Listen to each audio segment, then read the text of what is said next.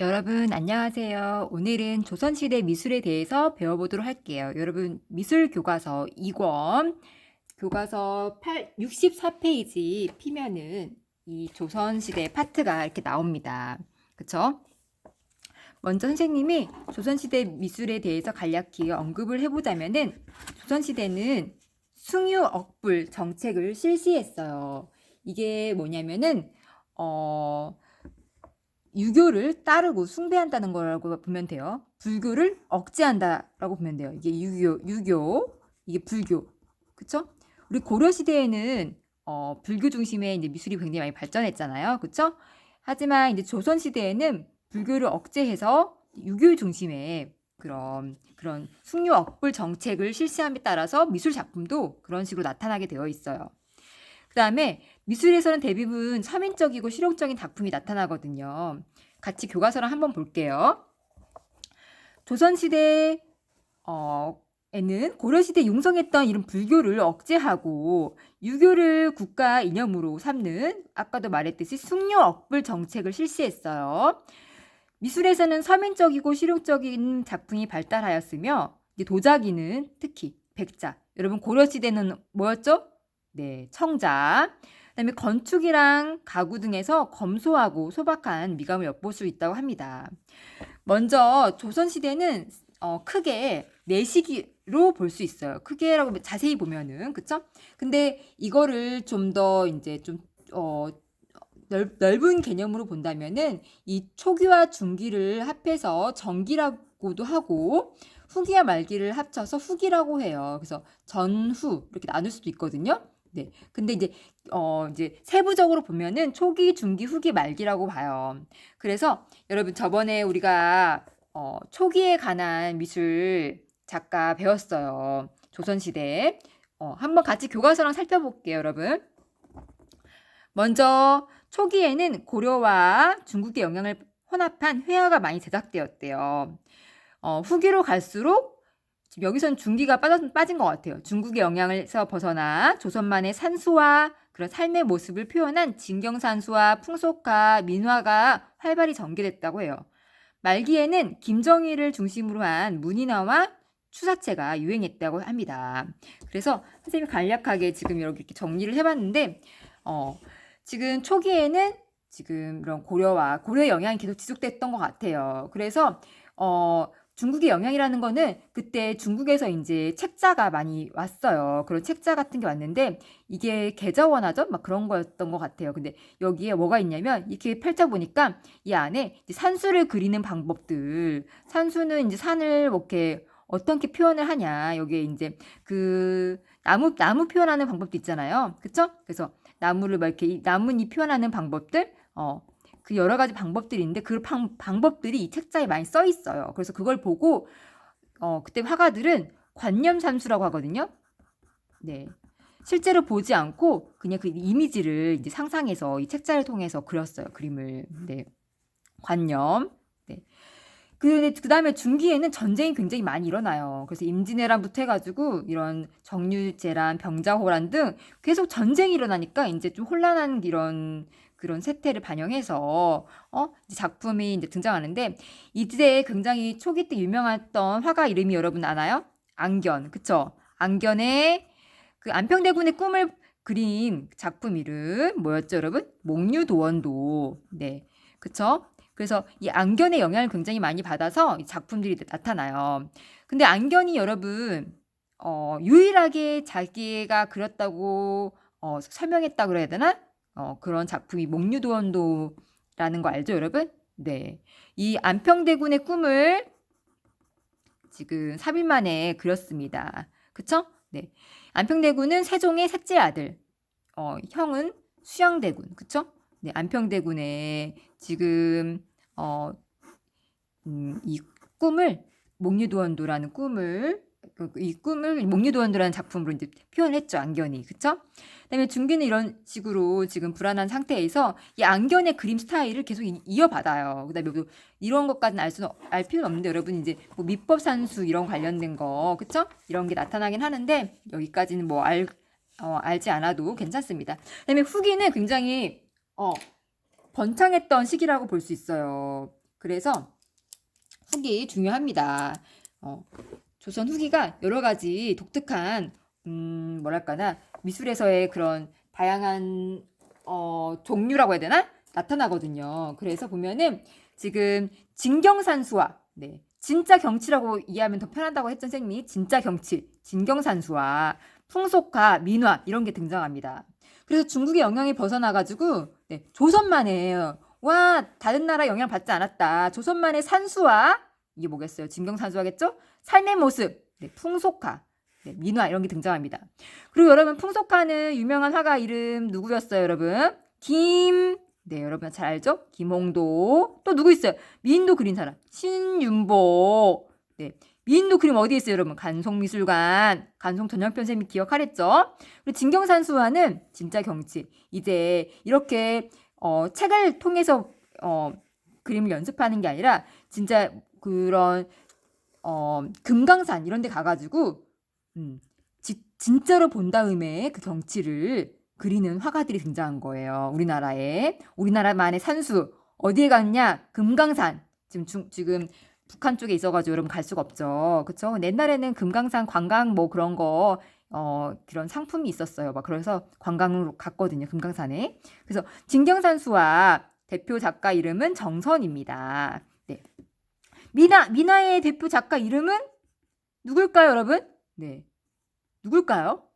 없어요. 왜냐면은 미나는 그 당시에 일반 서민들이 그렸기 때문에 그 집을 좀 꾸미고 어떠한 소원을 빌거나 어떠한 이제 뭔가 희망을 담아서 이제 표현하는 작품들. 예를 들면 뭐 책가도나 호작도.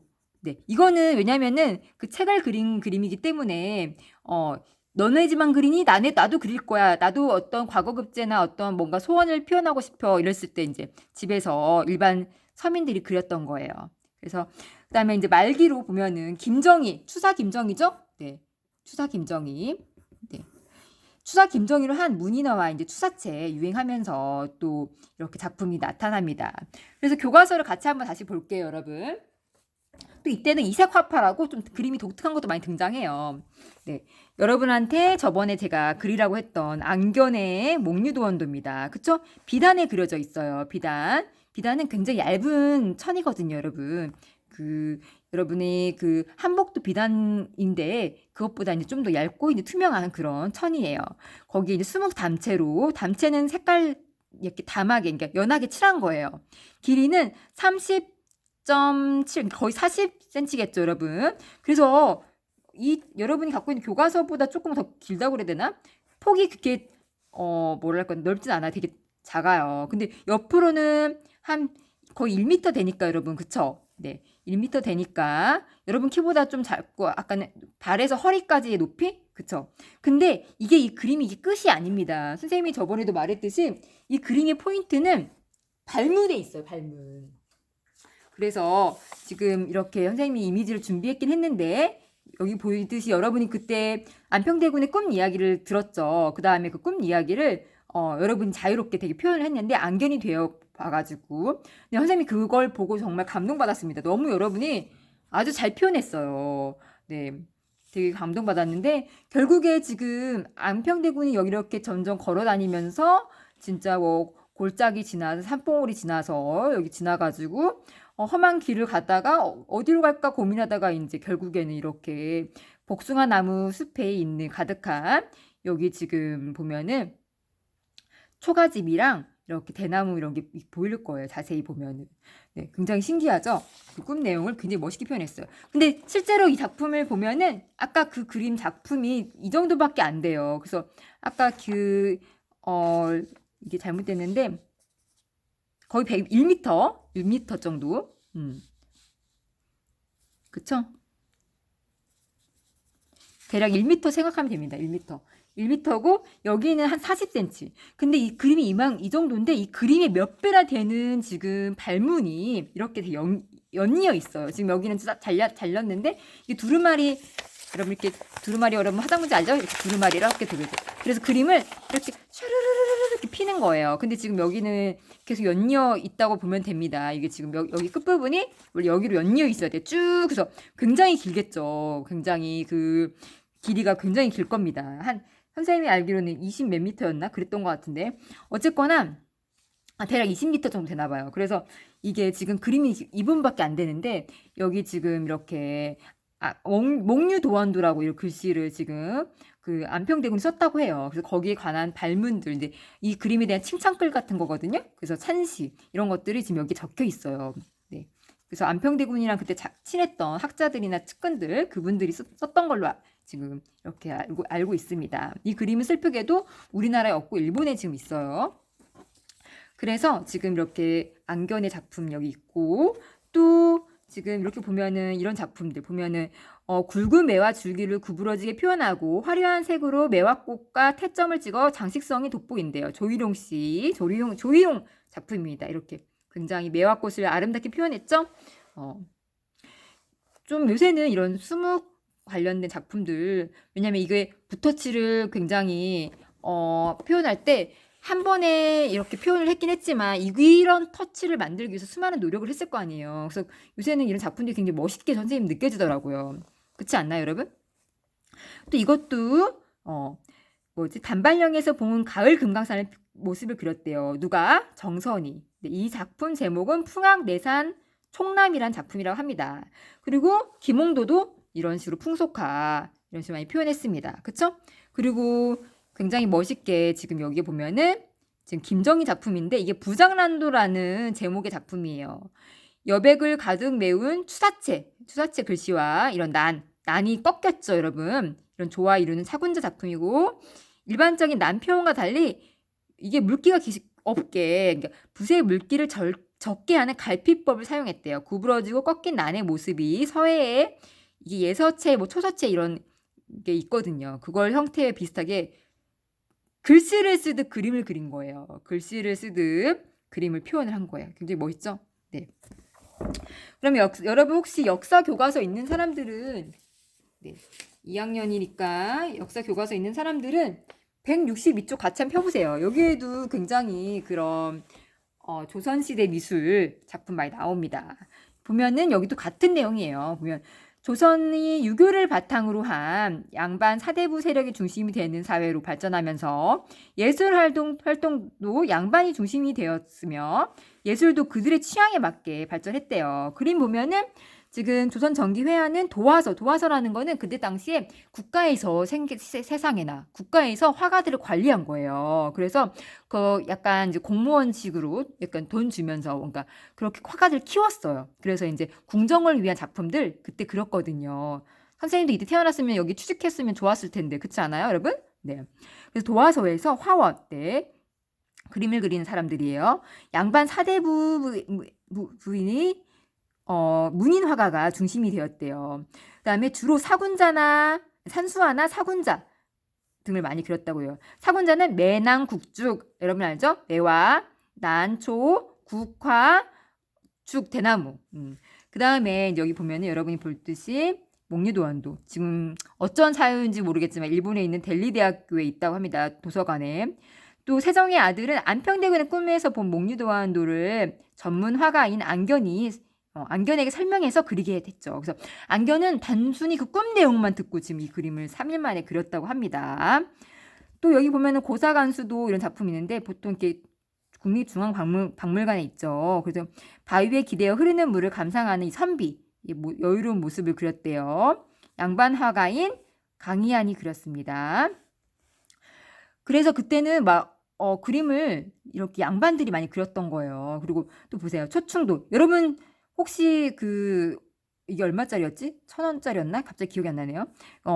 지금 신사임당 작품이 지금 이렇게 보면은 풀과 벌레를 그린 그림으로 이에 어머니인 신사임당이 그렸다. 5,000원짜리였던가? 지금 기억이 안 나요. 여러분 하면서 가끔 집회 한번 보세요. 거기에 지금 그런 여러분이 아는 작가의 작품들이 있을 수 있거든요. 여러분은 항상 그림과 함께 하고 있습니다. 생각해보면은 집회 약간 보면은 1,000원짜리, 5,000원짜리, 만원짜리, 가끔 5만원짜리 갖고 있는 친구도 있죠? 한번 보세요. 그리고 도자기는 여러분 이것도 알아야 돼요. 도자기는 조선시대 유교 정신에 따라 검소하고 실용적인 자기가 많이 만들어졌는데 조선 초기에는 청자에다가 백토의 분을 그러니까 분천사기라는 거는 분청사기 그러니까 이 청자에다가 분을 칠하듯이 이렇게 뚝뚝뚝뚝뚝뚝뚝 분을 칠하듯이 백토의 분을 칠한 거예요. 그래서 이게 그렇게 표현하면 여러분 좀 이해하기 쉬울 건데 분청사기 유행했고 16세기부터는 뭐가 청자. 네. 그래서 분청사기와 이게 분청사기죠. 분청사기와 이런 백자 이런 게 굉장히 유행했고 고려하면 뭐였어요, 여러분? 고려청자, 그쵸? 그래서 이거는 분청사기, 그쵸? 네. 여러분 책에도 한번 써놓으세요. 얘는 뭐야? 얘는 백자. 굉장히 뭔가 뽀얗고 순수한 느낌의 이 백자, 그쵸? 네. 그래서 지금 조선시대 미술 이런 식으로 여러분이 알 수 있거든요. 그래서 미술 교과서도 같이 한번 보고 역사 교과서도 같이 여러분 보면서 한번 조선 미술에 관한 내용들을 살펴봤으면 합니다. 네, 그럼 다음 시간에 같이 만나도록 할게요, 여러분. 오늘 배운 거 다시 한번 기억하고 다음 시간에 여러분 네, 만나도록 합시다. 네, 감사합니다.